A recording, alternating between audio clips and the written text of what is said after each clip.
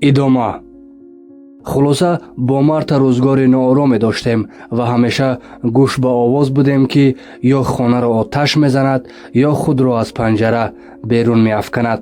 гоҳ дар дили шаб ногаҳон меомаду шабеҳи гурба ба бағалам мепарид, даст ба дохили шалворам мекарду намегузошт ҳатто барои қазои ҳоҷат аз ҷой баланд шавам. гоҳ бо ман қаҳрӣ мешуд ва аксҳои муштаракаш бо олафро пора мекард. сай мекардам шабҳо дари ҳуҷраамро бубандам, аммо ӯ то субҳ пушти дар меистод ва фарёд мезад: олаф, медонам он ҷодугари лайна бо ту аст, дарро боз кун вагарна хонаро оташ мезанам. зиндагиам дар хонаи марта шабеҳи реалити шоу ё намоиши воқеии телевизионӣ буд. ҳамон намоишҳое ки модели рафтори инсонро дар шароити хос имтиҳон мекунанд. ҳама дар он хона ба ҷуз ман тамошобин буданд. гоҳо медидам ки байни ҳам шӯхӣ мекунанду ба ҳолам механданд. ташаннуҷи ногаҳонӣ ва фарёдҳои гӯшхароши марта бар равони ман таъсири амиқ мегузошт. асабонӣ будаму хобу иштиҳоро гум мекардам. шабҳо мисли наҳанг тоб мехӯрдаму хобам намебурд. субҳи зуд, замоне ки чашмоне аз бехобӣ варам кардам акнун баста мешуд, хона аз садои баланди мусиқии Чайковский ва Адольф Адан меларзид. марта бо домани парпарӣ ва кафшҳои шоҳӣ шабеҳи санҷоқ дар имтидоди роҳравҳо ҷастухез мекард ва худро дар толорҳои театрҳои бузурги дунё медид. маҳоратеро ки тамоми умр ҷамъ карда буд, тадриҷан фаромӯш мекард ва бо ҳаракатҳои берабту беназм як раққосаи ҳаваскорро мемонд. гоҳе соатҳо наметавонист банди кафшҳои шоҳиашро бубандад. баъд худро ба замин мепартофт ва мисли бачаҳо пойтакон медоду гирья мекард. гоҳе ба либосҳои рақсиаш хира мешуду онҳоро намешинохт ва ҷиғ мезад: ки ин ҷандаҳоро ба тани ман пӯшонд? дертар ақлаш то андозае хира шуд ки бехабар дар шалвораш шош мекард. мария ҳар ҳафта меомад, аммо намехост бо модараш мулоқот кунад. не ин ки намехост, мехост, аммо метарсид ки марта ӯро мебинаду дубора дучори ташаннуҷ мешавад. намедонам, шояд иштибоҳ кунам, аммо аз мароҳили маризии марта бардоштам ин буд ки беморони монанди ӯ як нафарро барои парастиш ва дигареро ба унвони душмани қасамхӯрда интихоб мекунанд. ба аввалӣ мисли шулук мечаспанд ва сояи дигареро аз девор метарошанд. мария эҳтимол азоби виҷдон дошт ки наметавонад аз модараш муроқибат кунад. аз ман розӣ буд. гоҳе маро барои як финҷон қаҳва берун мебурд ва соатҳо худро сафед мекард. дилам ба ҳолаш месӯхт. 2 соли умрам ки мисли баробар бар 100 сол буд, бо ҳамин девонагиҳо гузашт. ман ҳатто иваз шудани фаслҳои солро эҳсос накардам ва ҳатто бехабар мондам ки чӣ тавр 19-сола шудам. дигар на ба сарпарасте ниёз доштам, на ба муттакое. бо пуле ки мария 2 сол ба ҳисоби бонкиам рехт ва кӯмаке ки аз давлат мегирифтам, метавонистам як зиндагии тозае оғоз кунам ва ҷое биравам ки дилам мехоҳад. аммо наметавонистам. бо ҳама девонагиҳои марта ки рӯзгорамро сиёҳ мекард, намехостам касе аз рӯи хусумат ё асабоният ӯро кӯтак бизанад. ман дар симои ӯ модари маризамро медидам. саранҷом гувоҳиномаи давраи 2-солаи омӯзиши тиҷорат ва мудириятро ҳам гирифтам ва дар ҷустуҷӯи кор будам ки мария бароям дар бахши ҳисобдории як корхонаи қаннодӣ кор пайдо кард. намехостам аз Меҳдӣ ҷудо шавам ва аз Мария пурсидам ки оё ҷои дигаре ҳам ҳаст ки як дӯстам бо ман он ҷо кор кунад. гуфт мушкиле нест, санадҳояшро биёр. бечора Мария он қадар мадюни ман буд ки ҳар кореро мехостам бидуни чуну чаро иҷро мекард.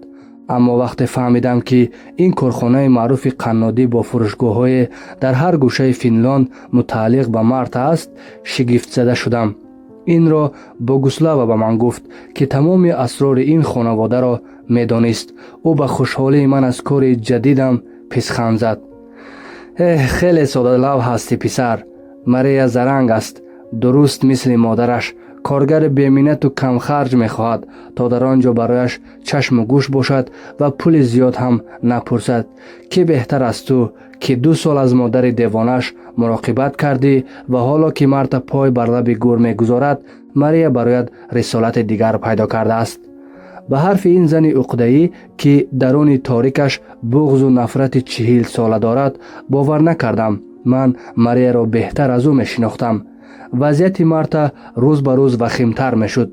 آلزایمر او را با آخرین پاره‌های خاطرش فرو می‌برد و غریزه‌های ذاتیش را از مغزش پاک می‌کرد. در دنیای خیالی میزیست، توهم داشت و هذیان میگفت و نمیتوانست بدون کمک از جای بلند شود. گاهی مثل طفل دستهای لرزانش را آهسته بلند میکرد و به پنجه‌هایش خیره میشد و تعجب میکرد که اینها چی باشند. کودک شده بود، با این تفاوت که ساعت عمر او به عقب میرفت و از عقل و شخصیتش چیزی باقی نمیماند. دیگر برای پرخاش نیرو نداشت. از تمام افرادی که در طول زندگیش با او بودند تنها اولف را فراموش نکرد و در هذیان‌هایش نام او را به زبان می آورد. مرتا دیگر کسی را نمی شناخت. مریا برای مشورت معروفترین دکتر عصبشناس را آورد. نمیدانم چرا دکتر آورد وقتی حتی به گوسلاو یک آدم بی دیپلم دکتری میدانست که از عمر مرتا چیزی باقی نمانده است. نمیخواستم بدگمانی کنم، اما به نظرم مینمود که مریا بیشتر از دیگران به مرگ مادرش منفعت دار است. خسته شده بود از وضعیتی که به روح و روانش و کار و فعالیتش تأثیر میگذاشت. خلاصه پروفسور عصبشناس را نمیشنیدیم، اما مریا همان بیگاه با جامدان لباسایش به خانه مادرش کوچید. مرتا پس از 1 هفته مرد. درست زمانی که دیگر نه آب از گلویش میگذشت و نه آب از او خارج میشد. شبانه در خواب درگذشت. پاندورا سحر مریا را بیدار کرد و خبر مرگ مادر را به او رساند. نه کسی فغان کشید و نه کسی غش کرد. مریا جسد مادرش را با عجله به سردخانه انتقال داد و پس از ساعت پیراهن سیاه در تن خبر مرگ او را در زینه های خانه به مطبوعات اعلان کرد. آنقدر روزنامه‌نگار ریخت که راه عبور و مرور بسته شد. در کنار پله ها پورتریت 2 متری مرتا با لباس های رقصی در حال تعظیم عمیق نصب شد و خبرنگاران این عکس نادر را از هر زاویه عکس برداری میکردند.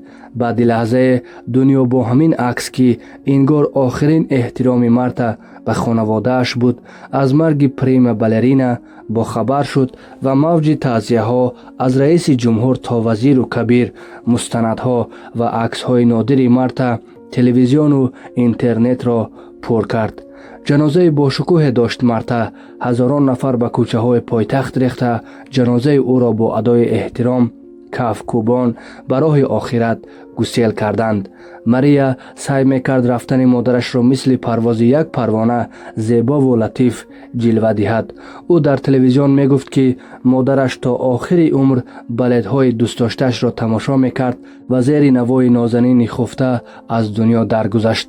اما هیچ کس نمیدانست که پشت دیوارهای این ویلای مجلل طی 2 سال گذشته زن با نام مرتا زندگی میکرد که نه تنها بالت کل قوان بلکه نام خود را فراموش کرده بود. این را من میدانستم و پاندورا و بگوسلاوا که اکنون باید ویلا را ترک میکردیم و از پی کار و زندگی جدید میشدیم. قاسم آقا از این خوشحال بود که برای مهدی در کارخانه قنادی کار یافتم و وقتی فهمید که خانه اجاره میجویم اتاقی را در منزل خودش پیشنهاد کرد. مگه جای بهتر از خانه ما پیدا میشه؟ اینجا تو را همه میدونند و دوست میدارند. راضی نشدم. بعد زندگی پر از فشار در خانه مرتا من به آرامش نیاز داشتم. میخواستم گوشه داشته باشم تنها متعلق به خودم که هر وقت بخواهم از خواب بلند شوم و اگر نخواهم تمام روز در تخت خواب غیل بزنم. جامدانهایم را بستم و خواستم با مریا خداحافظی کنم. او را با یک ساغر شراب در آشپزخانه یافتم. 1 روز پیش پاندورا و بگوسلاوا را اخراج کرده بود و اکنون در این ویلای بزرگ تنها میزیست. نمیدونم گفتم یا نه، مریا 2 دفعه ازدواج کرده بود اما فرزند نداشت. احتمال خودش نمیخواست به دلیلی که کارش را بیش از هر بچه بیشتر دوست میداشت. آشپزخانه بزرگ به صدای ترانه‌های تکراری بگوسلاوا مثل گورستان ساکت بود. مریا یک جرعه می نوشید و انگشت را دور ساغر می چرخاند. گویا میخواست خاموشی این ویلای بزرگ را با صدای نازکی بلور بشکند. شبیه آدمی بود که به محض رسیدن به هدفی برایشان بسیار مهم ناگهان احساس پوچی میکند. مرا دید و بیچاره حالانه لبخند زد. مارتا هم رفت. خیال میکردم درامای مارتا و مشکلات ناشی از مریضی او هیچگاه تمام نمیشود، اما همه چیز در این دنیا دیر یا زود تمام میشده است. او در ساغر دیگر برای من شراب ریخت و با علاقمندی یک خواهر به چشمانم نگاه کرد. احساس میشد که شیرکیف است و میل به آشکارگویی دارد. من مارتا را دوست می داشتم. باور کن، با وجود طبیعتی غیر قابل تحملش برایم بسیار عزیز بود. جایش در زندگیم خالی شد. ماریا، من با شناخته که از تو دارم هیچگاه به محبت و وفاداریت به مارتا مشکوک نبودم. تو برای رحلت آرامی او به آن دنیای جاویدان هر کاری از دستت آمده را انجام دادی. مارتا از تو راضی است. من این را می دانم. ماریا از جای برخاست و مرا خواهروار بغل کرد. انسان بی‌نظیر و خوشقلب هستی فرهاد. بار یک کار کوچک را برایت انجام دادم. واقعا کار دشوار نبود. با نوگی خودکار حل می شد. اما تو 100 برابر آن را به من برگرداندی و مرا برای یک عمر مدیون خود کردی. برای مارتا تو بهترین جایزه بودی، از همه والاتر و بالاتر. مارتا از این دنیا با این تصور رفت که گویا بار دیگر با آلف زندگی کرد. تو این را از کجا میدونی؟ ماریا لبخند زد. فراموش میکنی که من یک حقوقدان حرفه‌ایم. خودم اینجا نبودم، اما مارتا از مد نظرم دور نبود. او صفحه تلفنش را باز کرد. هر خانه و هر گوشه ویلا تحت نظر دوربین قرار داشت. ماریا، من احتمال در مناطق نزدیک به جای کار یگان آپارتمان اجاره میکنم. خواستم بگویم که در کجای باشم شما خانواده من هستید و همیشه میتوانید روی من حساب کنید. زیاد دنبال خانه اجاره نگشتم. اولین آپارتمان پنجرش به بحر نزدیک را انتخاب کردم. در فاصله 2 ایستگاه از جای کارم جاگیر بود. به ماشین نیاز نداشتم، اما مهدی که از روز اول برخی از وسایل خود را به خانه من آورد تشویق میکرد که ماشین بگیرم و به سیر فراتر از پایتخت برویم. یک نیسان قشقایی دست دو را که 10 سال عمر داشت از یک پیرمرد قواقی خریدیم. از سرعت و صفت ماشین سوال کردیم. ناراحت شد و از ما روی گرداند، مثل که دو دله بود و نمیتوانست از مالش دل بکند. مهدی با اورنج زیر بغلم نخته زد که پیش گذرم. ویلکم بابا، این پیرکی ماشین فروش نیست. اما هنوز از جای تکان نخورده بودیم که پیرمرد نظرش را عوض کرد. بگیرید، ماشین مال شما. او بار آخر آینه ماشینش را نوازش کرد و کلید را به مهدی داد. حسی عجیبی داشتم. بالاخره این اولین ماشین من بود که از برکت مهدی هیچگاه ماشین من نشد. نوکرتم داداش، شما فقط امر کن. هر جا دلت بخواد مثل باد میرسانم. خلاص بعد افسردگی های 2 سال اخیر روزگار آغاز می کردم شیرین و پرمحتوا. در محل کار نیز طلبات شرکت و مسئولیت خود را آسان از بر کردم. رهبر من یک زن مهربان و با نزاکت بود. یک هفته مرا تمرین داد و گفت که باقی را در جریان کار می آموزی. بیچاره مهدی به دست یک سالمند خوردگی افتاده بود که حساب و کتابش را بارها می گرداند و مجبور می کرد گزارش را دوباره نویسد. پیرکی زیاد روی مخ من راه می رود. اگه ترس از قاسم آقا نبود، خدا شاهد با همین دستام خفش می کردم. من از خنده می ترکیدم و مهدی وانمود می کرد که ناراحت شده است. بخند، لبخند بزن، مرتکی فرصت طلب. به تو میگن داداش. آخر هفته بهترین فرصت زندگی مستقلانه ما بود. تمام شهرهای اطراف را گشتیم. در یک ماه 2 بار به خانه ایما رفتیم. بار اول آنها را غافلگیر و شادیکف کردیم و بار دوم به زودروز الی دعوت شدیم. الی را باری آخر 2 سال پیش زمان دیده بودم که عاشق آن جوان بانگلادشی بود و سرش دیگر برای من درد نمی کرد. خدایا آنقدر لاغر و جذاب شده بود که حتی او را نشناختم. مثل گذشته ها به گردنم آویزان نشد. با نزاکت از صورتم بوسید. من مهدی را با او معرفی کردم. نمیدونم عشق در نگاه اول بود یا این 2 نفر دیوانه بودند که در همان 2 روز مهمانی ما مثل گربه های فروردینی دمدمی یکدیگر میگشتند و ساعتها در مزرعه ناپدید میشدند. وقتی به خانه برگشتیم مهدی گفت با الی ازدواج میکند. هیچ لطیفه خنده دارتر از این را نشنیده بودم.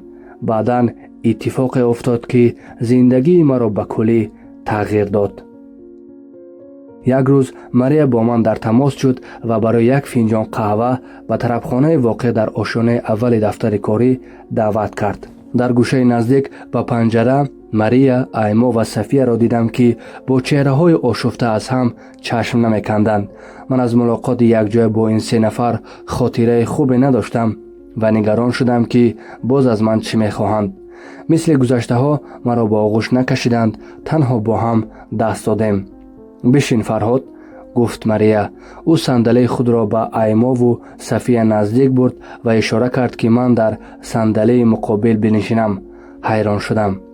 ماریا طاقت حاشیه روی و مقدمه چینی نداشت که راست به چشمانم نگاه کرد. فرهاد، تو میدونستی که مرتا مالکیتش را به نام تو نوشته است؟ ایما با اخمهای گرفته به زمین چشم دوخته بود. دو جفت چشم دیگر با شبهه به من نگاه میکردند.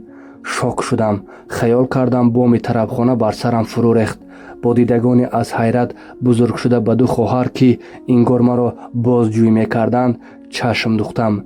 درونم از خشم میجوشید و همان جسارت پنهانیم دوباره سر برآورد.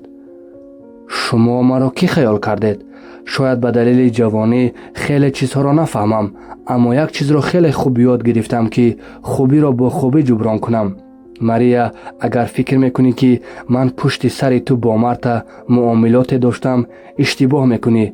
بهتر است اگر ثبت دوربین هایت را دوباره ببینی. نگران نباش فرهاد، ما به تو اعتماد داریم. فقط خواستیم بدونیم از این موضوع خبر داری. ایما صندلیش رو پیش کشید و دستش رو روی شانه‌ام گذاشت، همان طوری که روزی عبور مرز دستی پرگوشت و گرمش رو روی شانه لرزان من گذاشته بود. مرتا مریض بود. به چالش کشیدن وصیت‌نامه او برای ماریا مشکل ندارد، اما ماریا نمیخواهد نام مادرش به این شیوه ورد زبان ها رود. صفیه چون همیشه خواهرش را توجیه میکرد. چی کاری از من برمی آید؟ هرچی بگوید اجرا میکنم. ضرور باشد در دادگاه شهادت میدهم. ماریا خاموش بود. به جای او صفیه پاسخ داد. دادگاه در کار نیست. در یک ورق از میراث به فایده ماریا دست بکشی و در اداره نتریالی مهر گذاری کافی است. او از جعبه ماریا کاغذی را بیرون آورد و با خودکار روی میز گذاشت. آنچه را که از من طلب میشد با دیکته صفیه نوشتم. پاسپورتم در دفتر است. اگر عجله ندارید میتوانم بیارم. کسی لب نکشاد. زود برمیگردم. به محض وارد شدم به آسانسور لرزه شدید وجودم را فرا گرفت. دلم به حضور شد و نزدیک بود روی فرش آسانسور قی کنم. خود را به زور تا اولین تشناب رساندم و نهاری که خورده بودم از دهان و دماغم بیرون آمد. خیالم تمام بینا بوی ترشی گرفت. تنها توانستم به مهدی زنگ بزنم. بعد از هوش رفتم. در بیمارستان به خود آمدم. از یگانه پنجره اتاق می دیدم که بیرون تاریک شده است. سینه اوریانم با الکترود و سیم‌های بیشمار به دستگاه نظاره قلب وصل بود. دستگاه بیب بیب صدا می برآورد و کارستی زخیم دور گردنم نمی گذاشت به چپ و راست بیچرخم و من به جز پنجره روبرو جای دیگر را نمی دیدم. از بطری تاق قطره چکانک مایع شفاف کاهلانه به شریانم می چکید.